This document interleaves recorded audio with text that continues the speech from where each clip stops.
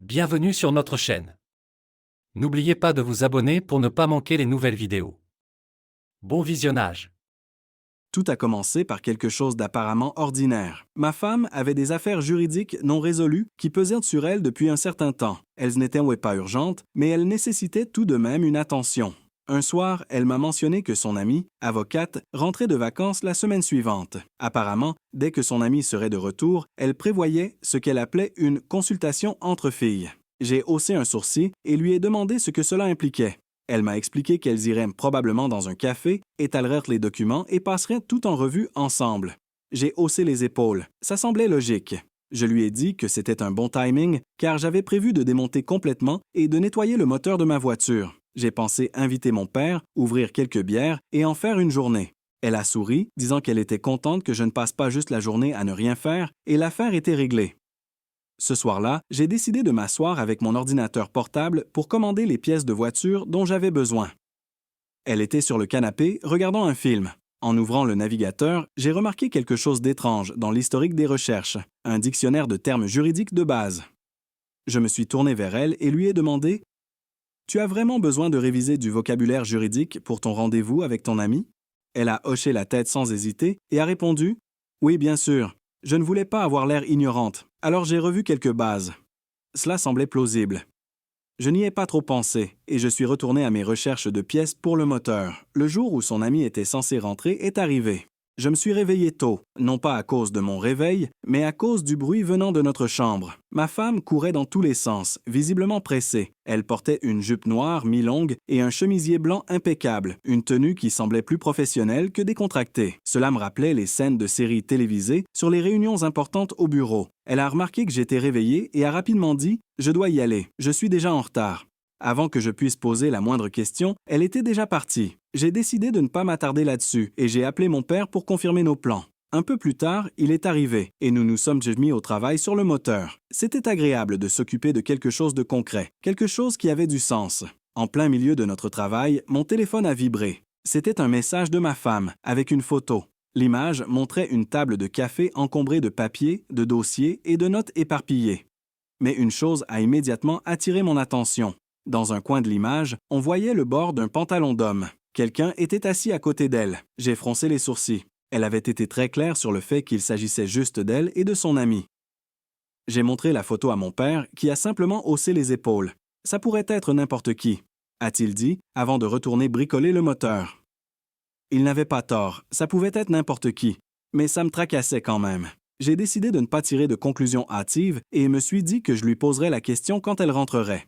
Nous avons terminé de travailler sur le moteur plus tard dans l'après-midi, et le soir, ma femme est rentrée. Elle semblait détendue, presque joyeuse. Je l'ai laissée s'installer et parler de sa journée sans l'interrompre. Après un moment, j'ai abordé la photo de manière décontractée. « Qui était assis à côté de toi au café ?» Elle a semblé perplexe et a répondu « De quoi parles-tu » J'ai expliqué ce que j'avais vu sur la photo, le bord du pantalon. Elle a ri légèrement et a dit « Oh, ça, le café était bondé, c'est un de ces endroits à la mode sur Instagram, et on a eu du mal à trouver une table. Une famille était assise à côté de nous, et le père ne rentrait pas confortablement à leur table, alors il s'est assis à côté de moi. » Elle a ensuite sorti son téléphone et m'a montré une autre photo, prise sous un angle plus large. Le café était effectivement plein à craquer, avec des tables serrées les unes contre les autres et des serveurs se faufilant dans des allées étroites. Ça semblait chaotique. Elle n'avait pas menti sur le fait que l'endroit était surpeuplé. J'ai hoché la tête et dit « D'accord, ça se tient ». Mais quelque chose ne me semblait pas tout à fait juste. Après qu'elle soit partie prendre une douche, j'ai remarqué le dossier qu'elle avait rapporté posé sur la table de la cuisine. Je n'ai pas pu résister. Je l'ai ouvert et feuilleté les documents. À ma surprise, ils étaient pour la plupart des modèles vierges, des formulaires et standards avec des espaces réservés et des instructions. Il n'y avait ni notes, ni sections remplies, rien qui indiquait qu'elle avait passé des heures à travailler dessus. Plus tard ce soir-là, je lui ai demandé « Si tu as passé toute la journée à travailler, pourquoi ces documents sont-ils vierges ?» Elle n'a pas scié. « Mon amie m'a donné ces modèles à étudier, a-t-elle dit. Elle m'a conseillé de me familiariser avec eux avant qu'on avance. Les formulaires remplis sont restés avec elle. » Elle a ensuite sorti son téléphone et m'a montré une autre photo, un gros plan des documents remplis. J'ai regardé l'image, essayant de comprendre le jargon juridique, mais honnêtement, c'était incompréhensible pour moi. Les documents juridiques ont toujours l'air d'un code cryptique. Les avocats sont comme des traducteurs entre les gens normaux et la loi, a-t-elle plaisanté en refermant son téléphone. L'explication semblait raisonnable. Tout semblait s'additionner, même si l'inquiétude dans ma poitrine n'avait pas complètement disparu. Elle a pris le dossier, l'a glissé sous son bras et a dit qu'elle avait des choses à faire. En quittant la pièce, j'ai réalisé que je n'avais plus rien à demander. Tout ce qu'elle disait avait du sens et pourtant, il y avait encore quelque chose d'intangible que je ne pouvais pas tout à fait identifier. Mais je l'ai laissé de côté, du moins pour le moment. Le lendemain matin, je me suis retrouvé à jeter un coup d'œil à son dossier tout en sirotant mon café. Je ne pouvais m'empêcher de penser à ses documents, au café et à la photo. Mais la vie a continué, et j'ai repoussé cela au fond de mon esprit, du moins pour l'instant.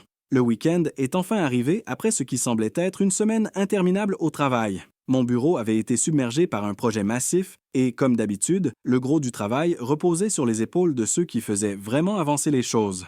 J'avais à peine vu la maison pendant la semaine, et quand c'était le cas, c'était juste pour dormir quelques heures avant de replonger dans le chaos.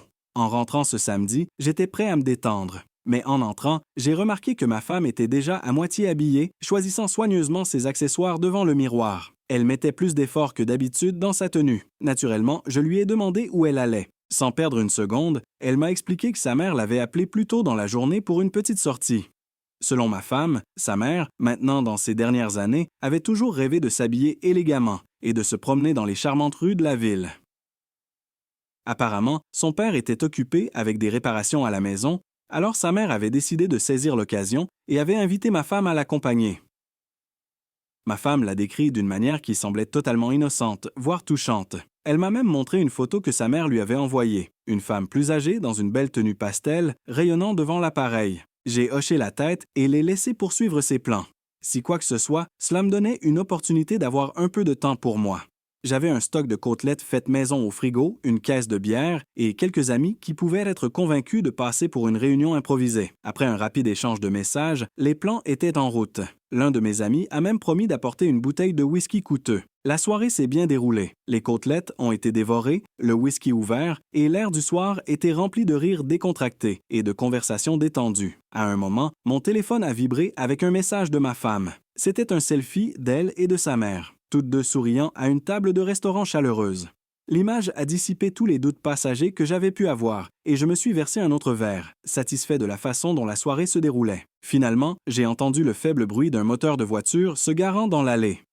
Il était tard, et la plupart des gars commençaient à se calmer. Je me suis excusé et suis sorti pour la rejoindre. Les vieilles habitudes ont la vie dure. J'ai passé quelques années dans les forces de l'ordre, et ces instincts ne vous quittent jamais vraiment. En plaisantant, je me suis placé devant sa voiture alors qu'elle ralentissait près de l'allée. Elle s'est arrêtée, et je me suis approché en souriant. Mais alors, j'ai remarqué quelque chose d'étrange. Le siège passager était couvert de boue séchée, de grandes taches irrégulières, comme si quelqu'un avec des bottes lourdes s'était assis là. La mère de ma femme, aussi charmante qu'elle semblait sur la photo précédente, n'était pas du genre à ramener de la boue. Elle et ma femme étaient toujours méticuleusement propres, presque de manière obsessionnelle. Quelque chose dans ces marques de boue ne collait pas. Elle est sortie de la voiture, joyeuse comme toujours, et m'a salué avec un large sourire. Avant que je puisse poser la moindre question, je lui ai dit de rejoindre les gars à l'arrière. Ils finissaient les dernières côtelettes. Elle n'a pas hésité, se dirigeant presque en sautillant vers la terrasse arrière. Je suis resté près de la voiture un moment de plus. Une légère odeur d'eau de Cologne bon marché flottait dans l'air frais du soir. J'ai ouvert la portière côté passager et me suis penché à l'intérieur. L'odeur était unmistakable, âcre et synthétique, quelque chose qui contrastait fortement avec le parfum floral propre que ma femme portait habituellement. La boue était incrustée profondément dans le tapis, irrégulière et éclaboussée, comme si quelqu'un était resté assis là pendant un bon moment. J'ai passé ma main sur le siège, mais à part la boue et l'odeur, il n'y avait pas grand-chose d'autre à trouver. Après quelques minutes d'inspection, j'ai décidé que ça ne valait pas la peine de s'attarder là-dessus pour le moment. J'ai fermé la portière et me suis dirigé vers l'arrière de la maison où ma femme divertissait déjà les invités avec une histoire. Son rire résonnait dans l'air du soir et elle semblait complètement à l'aise. Au fil de la soirée, le groupe a commencé à s'éclaircir. Un par un, mes amis ont dit au revoir. Finalement, il ne restait plus que ma femme et moi sous la douce lueur des lumières de la terrasse. Je me suis adossé à ma chaise, sirotant la dernière gorgée de ma bière, et j'ai abordé la question de la boue de manière décontractée. « Alors, ta mère a troqué ses talons pour des bottes de randonnée en plein milieu de votre sortie? » ai-je demandé avec un sourire en coin. Elle s'est arrêtée, a cligné des yeux, puis a laissé échapper un petit rire. « Oh, ça? Sur le chemin du retour, il y avait un soldat au bord de la route qui faisait signe aux voitures. Personne ne s'arrêtait, mais moi, je l'ai fait. Il m'a dit que son téléphone était mort et qu'il avait besoin d'appeler un taxi, alors je lui ai donné un lift. Il venait de rentrer de quelque part. Je n'ai pas posé trop de questions. L'explication semblait plausible. Les soldats ne sont pas vraiment connus pour porter des chaussures impeccables et l'odeur d'eau de Cologne, eh bien, qui sait quelle marque ils ont à disposition. J'ai hoché la tête, haussé les épaules et lui ai dit qu'elle avait fait une bonne action. Nous sommes restés un peu plus longtemps sur la terrasse, finissant les dernières bouchées de nourriture. L'air de la nuit était devenu frais, et le bourdonnement lointain de la circulation était le seul bruit qui brisait le silence. Ma femme s'est étirée, a poussé un soupir satisfait et a mentionné qu'elle avait un emploi du temps chargé pour la semaine à venir. « Tu vas t'ennuyer sans moi », a-t-elle dit avec un sourire malicieux. Nous avons débarrassé la table, rincé la vaisselle et fini par aller nous coucher. En m'allongeant dans l'obscurité, je me suis retrouvé à repasser la journée dans ma tête. La boue, l'eau de Cologne, le soldat. Tout s'emboîtait assez bien, mais un léger doute persistait. Pour l'instant, c'était suffisant. Nous avons éteint les lumières et le sommeil est venu rapidement. Quelles que soient les questions qui persistaient, elles pouvaient attendre un autre jour. La journée a commencé sans incident, le genre de calme normal que j'avais commencé à apprécier récemment. Je sirotais mon café et faisais défiler mon téléphone quand la sonnerie de ma femme a soudainement brisé le calme. Elle a répondu immédiatement, sa voix douce et compatissante. Je ne pouvais entendre que des fragments de sa conversation, mais la façon dont elle répétait « Oh non, c'est affreux » et « Je suis tellement désolé » m'a fait me redresser. Ma première pensée a été que quelqu'un était mort. J'ai levé les sourcils, lui demandant silencieusement ce qui s'était passé, mais elle a secoué la tête, me faisant signe d'attendre. Pendant que l'appel continuait, elle a commencé à se déplacer dans la pièce, prenant une robe dans la garde-robe et commençant à se maquiller. Ce n'était pas précipité. Elle était concentrée, délibérée. Quand l'appel s'est terminé, je lui ai demandé directement ce qui se passait. Elle a soupiré et expliqué que l'enfant de son ami était tombé malade et que son ami l'avait supplié de prendre un quart de nuit au bureau. Apparemment, son ami était désespéré et ma femme n'avait pas pu dire non. J'ai froncé les sourcils et demandé si son bureau fonctionnait même la nuit. J'avais toujours supposé que l'endroit fermait après les heures normales. Elle m'a rapidement rassuré, disant que les quarts de nuit étaient rares mais pas inédits. Certaines personnes, en particulier les informaticiens, prospéraient apparemment à ces heures étranges. Elle a mentionné un gars, un peu rond, socialement maladroit, qui était pratiquement nocturne. J'ai fait une petite plaisanterie sur le fait qu'elle rejoignait maintenant les rangs de ces créatures nocturnes, mais elle n'a pas ri. Au lieu de cela, elle m'a dit que le bureau avait son propre rythme la nuit, une ambiance différente. Puis, un peu sévèrement, elle a ajouté qu'elle voulait toujours être présentable, peu importe l'heure ou qui était là. « Je peux avoir l'air en désordre devant toi », a-t-elle dit, « mais pas devant les autres. » C'était son dernier mot sur le sujet. Elle a pris son sac, ses clés et est sortie. La nuit m'a semblé plus longue que d'habitude. J'ai essayé de me distraire, regardant un film, faisant défiler les réseaux sociaux, mais je ne pouvais pas chasser un vague sentiment d'inquiétude. Vers 2 heures du matin, le sommeil m'échappait complètement. Sur une impulsion, j'ai pris mon téléphone et l'ai appelé. Pas de réponse. Un instant plus tard, un message est apparu. Elle disait qu'elle ne pouvait pas parler parce qu'un des informaticiens réparait le serveur et qu'elle devait attendre qu'il ait fini pour envoyer des documents. Je me suis adossé à ma chaise, relisant le message. Ce n'était pas particulièrement étrange, mais quelque chose ne collait pas. Je me suis levé pour faire du thé, espérant que cela calmerait mes nerfs. En posant la bouilloire, mes yeux sont tombés sur son badge de travail, posé sur le comptoir de la cuisine. Il était toujours là, sa petite routine de le laisser au même endroit tous les jours. Mais si elle était au bureau, et si l'entrée dans son immeuble était contrôlée par des badges, comment était-elle entrée? J'ai envisagé de l'appeler à nouveau, mais j'ai décidé de ne pas le faire. J'étais fatigué, mes pensées étaient confuses, et je savais que la presser maintenant ne mènerait qu'à une dispute. Au lieu de cela, je me suis dit que je lui poserais la question le matin, une fois que nous serions tous les deux reposés et lucides. Quand elle est rentrée à l'aube, elle semblait épuisée, mais étrangement composée. J'ai attendu qu'elle s'installe avant de poser la question qui m'avait tracassé toute la nuit. « Comment es-tu entrée au bureau sans ton badge? » Elle a cligné des yeux, comme prise au dépourvu par la question, puis elle a laissé échapper un petit rire. « Tu es sérieux? Mon ami m'a donné son badge? Comme ça, le système l'enregistrerait, et elle ne perdrait pas son crédit de quart. » Elle m'a même montré un échange de SMS avec son ami, une conversation directe où son ami lui avait demandé de passer prendre son badge plus tôt dans la journée. Cela semblait plausible, mais quelque chose persistait. En passant près de moi, j'ai senti une légère odeur, une eau de Cologne bon marché, forte et envahissante. Ce n'était pas la sienne, et ce n'était pas une odeur que j'avais sentie chez nous auparavant. Je lui ai posé la question directement. Sa réponse a été immédiate, mais sur la défensive. Oh mon Dieu, ne commence pas. Quelque chose de bizarre s'est passé hier soir. Elle s'est alors lancée dans une explication à propos de l'informaticien. Apparemment, quand le serveur est tombé en panne, il est venu à son bureau et a commencé à discuter. Selon elle, il était maladroit, presque désespéré. Il lui a dit qu'il n'avait pas de chance avec les femmes et lui a demandé des conseils sur les relations.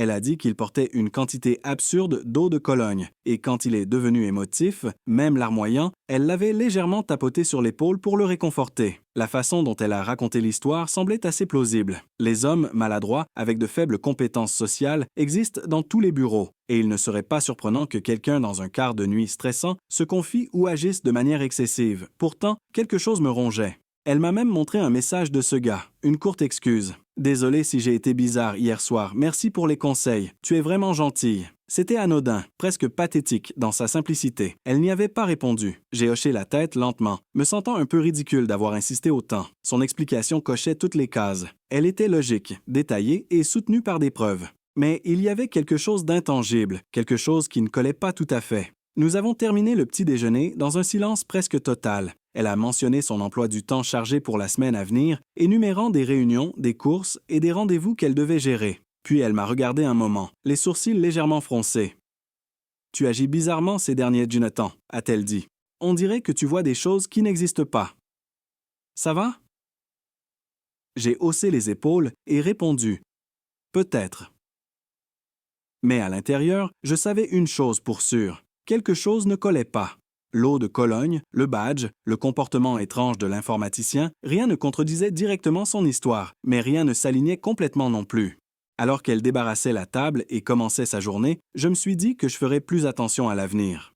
Les détails, les petites choses, commençaient à raconter leur propre histoire, et j'avais l'intention d'écouter. Environ une semaine s'était écoulée depuis l'incident du quart de nuit et la curiosité a commencé à me ronger. Ma femme avait mentionné que son ami lui avait promis une sorte de cadeau spécial pour avoir pris ce quart. Je n'y avais pas beaucoup pensé à l'époque, mais maintenant, cela commençait à me travailler. Un soir, pendant le dîner, j'ai décidé de lui poser la question directement. Elle a haussé les épaules et a dit qu'elle n'était pas encore sûre, mais que son ami avait laissé entendre quelque chose d'excitant. Le lendemain, en rentrant du travail, ma femme m'a pratiquement sauté dans les bras, criant d'excitation. Apparemment, le cadeau tant attendu avait été révélé. Son ami lui avait obtenu un certificat pour des séances de yoga avec un instructeur célèbre qui venait d'arriver d'Inde. Selon elle, c'était pratiquement un gourou, avec des générations de traditions du yoga dans ses veines. Elle s'est extasiée sur son expérience et l'opportunité d'apprendre de quelqu'un d'aussi authentique. Elle a aussi précisé qu'elle voulait que je l'accompagne à un moment donné, disant que ça me ferait du bien, que j'avais ramolli du ventre et qu'un peu de mouvement ne me tuerait pas. J'ai joué le jeu, hoché la tête et demandé quand elle comptait commencer. « Demain », a-t-elle exclamé avec un grand sourire. Elle a passé le reste de la soirée à préparer son sac de sport, à sortir un nouveau tapis de yoga et à essayer différentes combinaisons de vêtements de sport. Le lendemain, elle s'est habillée en leggings serrés et un haut de sport, a pris son tapis et est partie. Cela est devenu une routine. Chaque jour, elle partait à la même heure, habillée de sa tenue de yoga, et revenait des heures plus tard, l'air frais et joyeux. Elle a même fait une démonstration de quelques postures de yoga dans notre salon, expliquant à quel point elle se sentait mieux et comment cela améliorait déjà sa vie. Au début, j'y ai cru. Son enthousiasme était contagieux et tout semblait cohérent. Mais après 2 semaines de cette routine, quelque chose s'est produit qui a fissuré la façade. Un matin, après qu'elle soit partie pour sa séance, je faisais défiler Instagram et j'ai remarqué une publication du studio de yoga qu'elle fréquentait. Ils annonçaient que le studio serait fermé pendant plusieurs jours en raison de problèmes techniques. Ma première pensée a été pratique. Peut-être n'avait-elle pas vérifié leurs réseaux sociaux avant de partir. Peut-être qu'elle le découvrirait en arrivant et rentrerait directement à la maison. Mais 1 heure a passé, puis 2. Elle n'est pas revenue. Quand elle est enfin rentrée, elle est entrée avec son habituel sourire éclatant, parlant sans arrêt de la séance incroyable qu'elle avait eue et des exercices de respiration qui changeaient presque sa vie. J'ai attendu qu'elle termine son histoire avant de demander, aussi nonchalamment que possible, « Alors, comment était la séance si le studio était fermé ?» Elle s'est arrêtée, seulement 1 seconde, avant de se lancer dans une explication. Apparemment, la fermeture n'avait pas empêché la pratique. Selon elle, un groupe d'élèves et l'instructeur avaient décidé de déplacer la séance dans un parc pour enfants à proximité. C'était, disait-elle, une solution improvisée mais efficace. Son histoire était fluide, trop fluide. Je l'ai observée attentivement alors qu'elle expliquait comment le cadre du parc ajoutait un nouvel élément de défi et comment ils en avaient tous ri ensuite autour d'un café. Elle a même sorti son téléphone et m'a montré des photos et des vidéos de la prétendue séance en extérieur. Son ami avait apparemment filmé des extraits de l'entraînement. Tout semblait cohérent. Les photos paraissaient réelles, la vidéo semblait spontanée et son explication avait du sens. Mais il y avait quelque chose dans sa façon de parler, la confiance décontractée dans sa voix, qui semblait répéter, pas de manière évidente, mais juste assez pour semer un doute dans mon esprit. Ce n'était même pas ce qu'elle disait, c'était la façon dont elle le disait. Il n'y avait aucune hésitation, aucun signe qu'elle était prise au dépourvu. Si quoi que ce soit, elle semblait trop préparée, comme si elle avait répété le scénario dans sa tête plusieurs fois. C'était poli, hermétique et frustrant de crédibilité. J'ai réalisé alors que la confronter directement ne fonctionnerait pas. Chaque fois que je posais une question, elle avait une réponse prête, souvent avec des preuves photographiques à l'appui. Si je voulais découvrir la vérité, je devais changer de tactique. La pousser ne ferait que la rendre plus prudente, plus sur ses gardes. Non. Il fallait qu'elle baisse ses défenses. J'ai décidé de jouer l'idiot. Mon plan était simple. Arrêter de poser des questions, arrêter de montrer de l'inquiétude et commencer à agir comme si je m'en fichais. Je la laisserais croire que j'étais distrait, désengagé ou simplement inconscient. Si elle pensait que je ne faisais pas attention, elle pourrait commencer à faire des erreurs. Pour vendre l'idée, j'ai commencé à être intentionnellement négligent.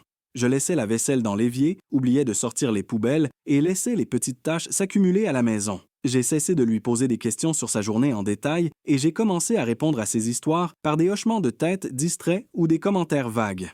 Au début, elle semblait un peu agacée. Elle soupirait et levait les yeux au ciel quand j'oubliais quelque chose ou balayais une de ses histoires de yoga. Mais finalement, elle a commencé à se détendre. Elle a cessé d'être aussi prudente avec ses explications et son vernis habituel a commencé à s'effacer, juste légèrement. J'ai remarqué de petites incohérences dans ses histoires, de petits détails qui ne collaient pas tout à fait. Ça fonctionnait.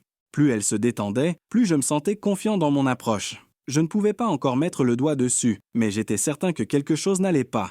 Tôt ou tard, elle ferait une erreur. Mon objectif n'était pas de la confronter de front ou de l'accuser sans preuve. Cela ne ferait que la pousser à plus de secrets. Non, j'allais être patient. Je continuerais à jouer la comédie, à la faire croire que je ne faisais pas attention, et quand le moment serait venu, quand les fissures dans son histoire deviendraient trop grandes pour être ignorées, je serais prêt. Dans mon esprit, le plan était solide. Si elle se sentait en sécurité, si elle croyait que je n'étais plus suspicieux, elle baisserait complètement sa garde. Et quand cela arriverait, j'obtiendrais enfin mes réponses. J'ai commencé à rester plus tard au travail plus souvent. Quand ma femme me posait des questions à ce sujet, je soupirais lourdement et lui disais que je lui donnais de l'espace parce que je réalisais que j'avais été trop contrôlant. Honnêtement, je commençais à m'agacer moi-même avec cette comédie, mais je voyais que ça fonctionnait. Plus je devenais froid et détaché, plus cela semblait la pousser dans un espace où elle se sentait libre, peut-être trop libre. Elle devenait plus audacieuse dans ses critiques envers moi, soulignant des choses qu'elle n'aimait pas dans notre relation et comment j'avais changé. Pendant qu'elle continuait ses prétendues séances de yoga, j'ai commencé à passer plus de soirées avec des amis. Je m'assurais de sembler insouciant, détendu, comme si je n'avais aucun souci au monde. Lors d'une de ces soirées, j'ai partagé les détails de la situation avec mes amis. Nous avons parlé ouvertement et, finalement, nous avons élaboré une stratégie, une approche différente pour secouer les choses. J'ai invité certains de ses amis à la maison pour une réunion décontractée. Importantement, c'étaient les amis célibataires, ceux qui savaient flirter et n'avaient pas peur de le faire. Avant leur arrivée, je leur ai dit de complimenter ma femme ouvertement, de lui accorder de l'attention et d'agir comme si je n'étais même pas là. Pendant ce temps, je resterais totalement indifférent, presque dédaigneux. La soirée s'est déroulée exactement comme prévu. Mes amis ont exagéré les compliments et je me suis assuré de ne pas réagir. Je gardais un visage neutre, mes réponses courtes et mon attention ailleurs. Je voyais la confusion grandir dans ses yeux au fil de la soirée. Quand les invités sont enfin partis, elle n'a pas perdu de temps. Elle m'a dit qu'il fallait qu'on parle sérieusement. J'ai accepté sans hésiter. Elle s'est lâchée, disant qu'elle voulait de l'attention de ma part, pas de celle de mes amis. Elle m'a dit que j'étais devenu distant, faible et désengagé et qu'elle ne me reconnaissait plus. J'ai écouté, hochant la tête occasionnellement, mais à l'intérieur, je savais que j'avais frappé exactement là où je voulais. Les fissures commençaient à apparaître et sa façade soigneusement maintenue commençait à s'effondrer. Après cette conversation, les choses ont commencé à changer. Elle devenait plus négligente avec ses histoires, ses excuses devenaient incohérentes et surtout, elle ne semblait pas s'en rendre compte elle-même. Elle s'effilochait et je regardais tout cela se produire en temps réel. C'est là que j'ai décidé de mettre en œuvre la prochaine phase de mon plan. Je lui ai dit, de manière désinvolte, pendant le dîner un soir, que j'avais été assigné à un voyage d'affaires d'1 semaine. Elle a à peine réagi. Elle a soupiré et dit quelque chose sur le fait d'être encore seule, sur le fait qu'elle serait comme une femme sans mari. Je lui ai jeté un regard coupable et lui ai dit que c'était inévitable. Elle a balayé cela d'un haussement d'épaule et j'ai su à ce moment-là qu'elle planifiait quelque chose. La veille de mon prétendu départ, j'ai préparé une petite valise et m'assuré de la laisser bien en vue. Je l'ai embrassée pour lui dire au revoir le matin, je suis monté dans ma voiture et je suis parti. Mais je ne suis pas allé loin. Au lieu de cela, je suis resté chez l'un de mes amis les plus proches.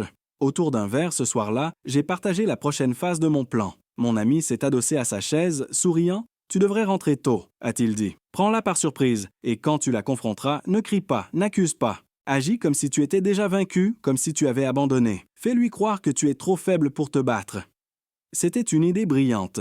J'ai passé 2 jours à l'écart, restant en contact avec elle par des SMS décontractés et de courts appels. Elle semblait normale, même joyeuse, mais je pouvais sentir que quelque chose n'allait pas. Le 3e jour, j'ai rassemblé mes affaires et je suis rentré chez moi sans prévenir. En entrant, elle s'est figée. « Tu es rentré tôt », a-t-elle dit, la voix tendue. Je n'ai pas répondu directement. Au lieu de cela, je me suis affalé sur le canapé, j'ai poussé un profond soupir et j'ai marmonné quelque chose à propos d'être fatigué et misérable. Puis, dans le même souffle, j'ai commencé à poser des questions, doucement, presque pitoyablement, sur ses sorties, ses cours de yoga et ses retours tardifs. Elle a craqué presque immédiatement. « Pourquoi tu agis comme ça? Tu m'espionnes? Qu'est-ce qui ne va pas chez toi? » ou a-t-elle dit, sa voix montant à chaque mot. Je n'ai pas haussé la voix. Je suis resté affalé, fixant le sol, marmonnant à propos de me sentir pathétique et confus. Et c'est là qu'elle a perdu pied. Elle s'est précipitée dans la chambre, ouvrant les tiroirs avec force et sortant des vêtements. Elle a attrapé son sac de maquillage, son sac à main, et a commencé à se préparer devant le miroir avec une détermination furieuse. Elle appliquait son rouge à lèvres avec des gestes secs et agressifs, ses mains tremblant légèrement. « Où vas-tu » ai-je demandé doucement, gardant ma voix basse et non menaçante. « Quelque part où je suis appréciée » a-t-elle rétorqué en me lançant un regard noir à travers le miroir. J'ai hoché la tête lentement, faisant semblant de digérer ces mots comme s'ils avaient brisé le peu d'estime de moi qui me restait. Mais à l'intérieur, je souriais. La comédie fonctionnait à merveille. Elle a fini de se préparer, a pris son sac et est sortie en trombe, claquant la porte derrière elle. Je suis resté assis sur le canapé un long moment, fixant l'embrasure vide. J'avais parfaitement joué mon rôle. L'image d'un homme brisé, faible, poussé à bout. Et ça avait fonctionné. Sa réaction m'a tout dit ce que j'avais besoin de savoir. Ce n'était pas de la culpabilité, ce n'était pas du remords, c'était de la frustration et de la panique. Alors que le bruit de sa voiture s'estompait au loin, je me suis adossé au canapé et j'ai laissé échapper un souffle lent. J'avais utilisé l'illusion de la faiblesse pour percer ses défenses, pour ébranler sa composure soigneusement maintenue. Et à ce moment-là, je savais que c'était le début de la fin. Le moment de vérité est arrivé par un matin gris et froid. Elle est rentrée à l'aube, l'odeur d'alcool lourde dans l'air. Son maquillage était barbouillé, ses cheveux en désordre et ses yeux injectés de sang. Elle a à peine réussi à enlever ses talons avant de crier quelque chose d'incohérent dans ma direction. Puis, avec du venin dans la voix, elle a prononcé les mots qui allaient tout déclencher. « Va chercher mes sous-vêtements chez mon amant. Il t'apprendra comment me satisfaire correctement. » Ces mots flottaient dans l'air comme de la fumée d'un incendie. Je l'ai fixé, mon expression soigneusement neutre. À l'intérieur, cependant, je voyais rouge, mais j'ai gardé mon calme. J'ai hoché la tête lentement, murmuré un doux « D'accord, donne-moi l'adresse » et j'ai attendu. Elle a craché une adresse entre des hoquets d'ivresse et j'ai calmement pris mes clés et suis sorti. Une fois dehors, j'ai sorti mon téléphone et commencé à appeler. 4 de mes amis les plus proches ont répondu en quelques minutes. Ils n'ont pas posé beaucoup de questions. Ils ont simplement écouté, compris et accepté de me rejoindre immédiatement. Il ne fallut pas longtemps avant que nous soyons entassés dans ma voiture, roulant dans des rues désertes vers l'adresse qu'elle m'avait donnée. Nous nous sommes arrêtés devant un immeuble d'appartements modeste dans un quartier défraîchi de la ville. L'immeuble semblait fatigué, sa peinture s'écaillait, ses fenêtres embuées de crasse. Mes poings se sont serrés alors que je marchais jusqu'à la porte et frappais. Après quelques secondes, la porte s'est ouverte avec un grincement. Et il était là, l'instructeur de yoga, le soi-disant guide spirituel d'Inde. Ses yeux se sont écarquillés quand il m'a vu, avec le groupe d'hommes derrière moi. Nous sommes entrés sans attendre d'invitation. L'air était épais d'encens bon marché et des tapis de yoga éparpillés couvraient le sol. Mes amis se sont déployés silencieusement, bloquant toute issue de secours. Je me suis planté devant lui, le fixant jusqu'à ce qu'il détourne le regard. « Parle !» ai-je dit. Tout, chaque secret, chaque mensonge, chaque combine. Son visage s'est effondré presque immédiatement. L'homme a commencé à sangloter, ses épaules tremblant alors qu'il suppliait pour qu'on lui fasse grâce. Il a marmonné quelque chose à propos de rendre de l'argent, de réparer les choses. C'est là que ça a fait tilt. De l'argent? Pourquoi parlait-il d'argent? Je me suis penché plus près, ma voix basse et ferme. Quel argent? À travers des sanglots étouffés, il a avoué que toute son entreprise de yoga était une arnaque. Il prenait de l'argent aux élèves sous de faux prétextes, promettant l'illumination et des séances exclusives avec une sagesse ancestrale qu'il ne fournissait jamais. Tout était un acte lucratif. J'ai sorti mon téléphone et commencé à enregistrer. Je l'ai fait répéter chaque mot, chaque confession, chaque détail sordide de son escroquerie. Plus il parlait, plus mon nouveau plan devenait clair. Une fois que j'ai eu assez de preuves enregistrées, j'ai changé de sujet. Maintenant, parle-moi de ma femme. Il a hésité, jetant un coup d'œil à mes amis, mais un regard sévère de ma part a suffi à le faire parler à nouveau. Il a admis l'affaire, chaque détail, chaque mensonge, chaque alibi qu'ils avaient concocté ensemble. Puis, comme pour aggraver les choses, il m'a offert l'accès à des vidéos et des échanges de SMS. J'ai tout pris, chaque pièce à conviction accablante était maintenant en ma possession. Quand il a fini de parler, il n'y avait plus rien à dire. J'ai laissé le silence planer un moment avant de lui asséner un coup sec à la mâchoire. Il a trébuché en arrière, se tenant le visage, mais personne n'a bougé pour l'aider. Nous l'avons traîné dehors, l'avons jeté à l'arrière de ma voiture et avons conduit jusqu'au bord d'une forêt à proximité. L'endroit était isolé, calme, sans témoin, sans interruption. Nous l'avons sorti et laissé au bord d'une vieille route de terre. Il reniflait encore et marmonnait des excuses, alors que nous remontions dans la voiture. Depuis le siège passager, j'ai appelé la police. J'ai gardé une voix stable et professionnelle en signalant un escroc connu opérant des affaires Key System, entreprise frauduleuse dans notre ville. J'ai envoyé toutes les preuves que j'avais enregistrées. Avant même que je finisse de parler, ils ont confirmé qu'une enquête serait immédiatement lancée. Satisfaits, nous sommes rentrés chez nous. Mes amis sont partis un par un, leur rôle dans ce drame terminé. Je suis entré dans la maison pour trouver ma femme assise sur le canapé, faisant défiler son téléphone. Ses yeux se sont levés brièvement quand elle m'a vu, et son expression s'est assombrie. J'ai sorti quelque chose de la poche de ma veste et l'ai jeté sur la table basse. Ses sous-vêtements, l'objet même qu'elle m'avait moqueusement demandé d'aller chercher.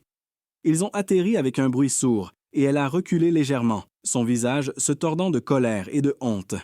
Sans dire un mot, elle s'est levée et a monté les escaliers en trombe. J'ai entendu la porte de la chambre claquer, mais je ne l'ai pas suivie. Je me suis simplement assis sur le canapé et j'ai expiré, sentant le poids de la nuit se lever légèrement de mes épaules. Mais la nuit n'était pas terminée.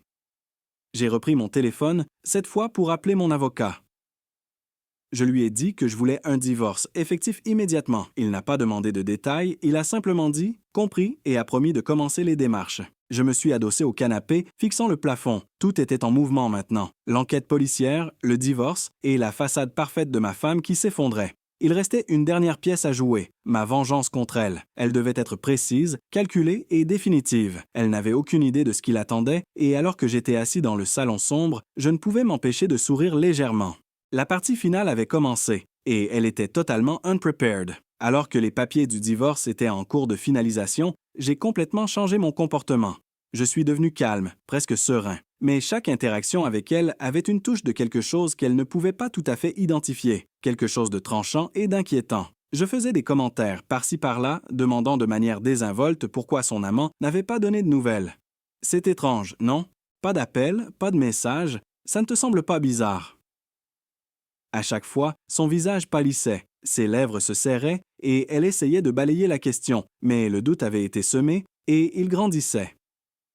Un soir, après le dîner, j'ai encore abordé le sujet. Des nouvelles de ton gourou du yoga récemment? Il semble inhabituellement silencieux. Sa fourchette a heurté son assiette. Ses yeux se sont écarquillés et pendant un bref instant, j'ai vu une peur pure traverser son visage. « Pourquoi tu dis ça? Qu'est-ce que tu veux dire? » a-t-elle bégayé. J'ai haussé les épaules et dit que c'était juste une intuition, une simple spéculation. Mais j'ai laissé le silence peser lourdement entre nous, la laissant mijoter dans son imagination. La tension augmentait de jour en jour. Elle devenait nerveuse, irritable et paranoïaque. Mes remarques désinvoltes devenaient des fils invisibles, la tirant de plus en plus près de l'inévitable effondrement. Je pouvais le voir dans ses yeux. Chaque fois que je parlais, elle était terrifiée par ce que je pouvais savoir. Finalement, le poids de tout cela est devenu trop lourd et elle a craqué. « Qu'est-ce que tu lui as fait ?» a-t-elle crié une nuit, sa voix se brisant de panique. Je suis resté impassible, feignant l'innocence. Fait à qui? Je n'ai aucune idée de quoi tu parles. Ses mains tremblaient. Sa respiration était courte et irrégulière. mais je ne lui ai rien donné. Pas de réponse, pas d'explication, juste le silence et une expression indéchiffrable. Quand les papiers du divorce sont enfin arrivés, j'ai pris l'enveloppe et je suis entré calmement dans le salon.